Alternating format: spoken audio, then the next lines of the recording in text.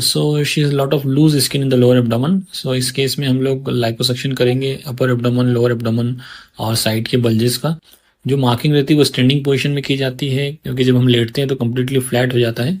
So first step patient से concern करते हैं कि उनके लिए कौन सा इंपॉर्टेंट एरिया है, सबसे ज़्यादा कहाँ पर उन्हें लगता है कि बल्ज है, कहाँ से उनको टाइट क्लॉथ पहनने में कौन सा पार्ट का बल्ज या टायर दिखता है, वो डिस्कस किया जाता है और मार्किंग करते हैं।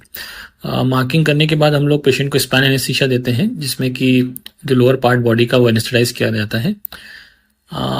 ये जो प्रोसीजर है इसमें हम लोग लाइपोसक्शन करेंगे, साथ ही मसल का टाइटनिंग करेंगे और जो लूज स्किन है उसे रिमूव करेंगे। कई बार हमें अम्बलाइकस को मिसप्लेस भी करना पड़ता है, डिस्प्लेस करना पड़ता है, मतलब नई जगह से उसको निकालते हैं। अगर स्किन में लूजनेस ज़्यादा रहती तब वो करा जाता है, जिसमें कि हम लोग जो अम्बलाइकस है एब्डोमेन में नया स्किन में एक नया होल करके उसमें से अम्बलाइकस निकालते हैं। तो ये प्रोसीजर का ड्यूरेशन करीब 2 से ढाई घंटे रहता है और इसमें एक दिन हॉस्पिटल में रहने का एडवाइस किया जाता है। उसके बाद प्रेशर गारमेंट दिया जाता है जो आपको पहनना रहता है। जो सूचर्स रहते हैं और उसमें सेल्फ डिजोल्विंग स्टिचेस रहते हैं और काफ़ी नीचे रहते हैं, मतलब जो अंडर गारमेंट है उसके अंदर लाइन रहती है।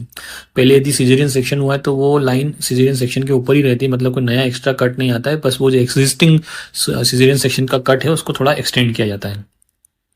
इसके बाद आप अपनी लगभग सारी एक्टिविटी 1 या 2 दिन के बाद से रिज्यूम कर सकते हैं। हेवी वर्कआउट जिसमें एब्डोमेन का यूज़ होता है वो थोड़ा अवॉइड करना रहता है, बाकी अपने रूटीन काम, घर के काम या ऑफिस के काम कर सकते हैं 2 या 3 दिन के बाद से।